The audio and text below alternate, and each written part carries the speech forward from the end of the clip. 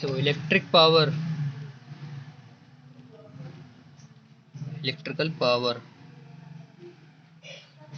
ये होती है किसी रेजिस्टेंस के एक्रॉस कितना वोल्टेज है और उसके थ्रू कितना करंट फ्लो हो रहा है।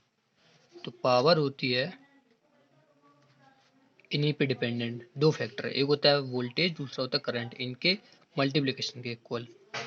वी होता है वोल्टेज, ये जो रेजिस्टेंस है इसके थ्रू इसके अक्रॉस कितना वोल्टेज लगाया गया है, इसका मात्रक होता है वोल्ट इंटू करंट, आई होता है करंट, करंट का मात्रक होता है एम्पियर। तो पावर का मात्रक होता है volt into ampere, volt ampere, या दूसरा यूनिट होता है इसका वाट। अब होता क्या है, ये पावर एक्चुअली होती क्या है कि रेजिस्टेंस में जब हम कोई करंट फ्लो करते हैं तो ये उस करंट को एब्जॉर्ब करता है और हीट डिसिपेट करता है। ये सोर्स से कोई रेजिस्टेंस है,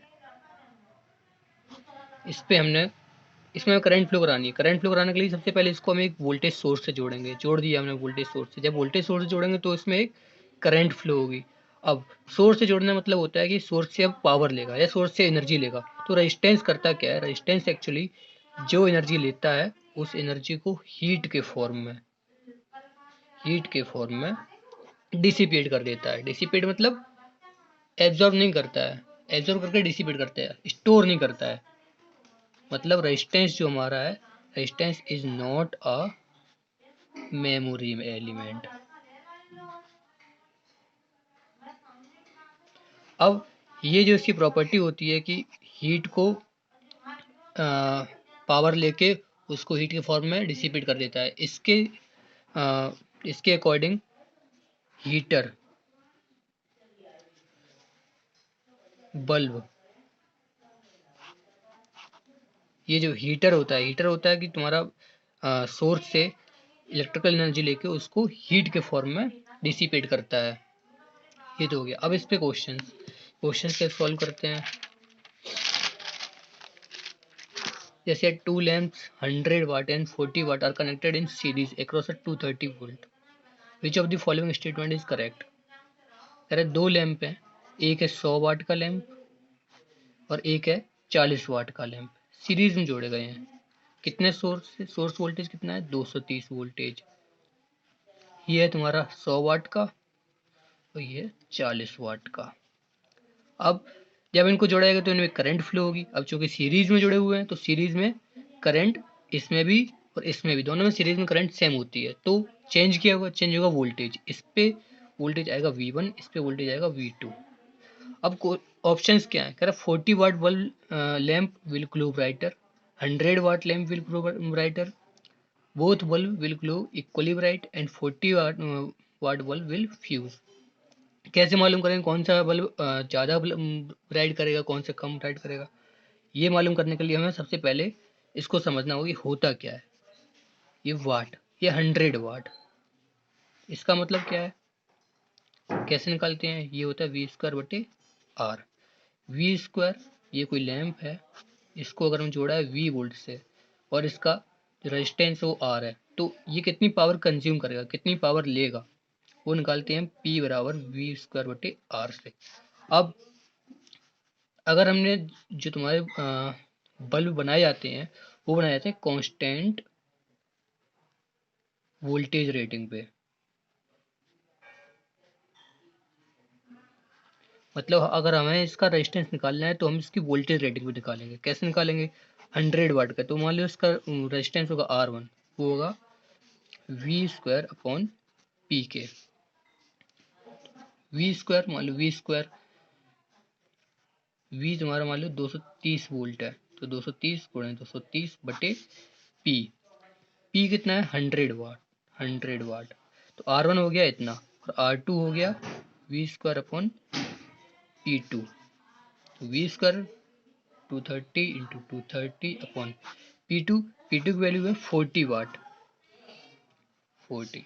अब देखो R1 आया 230 इंटू 230/100 और R2 आया 230 इंटू 230/40।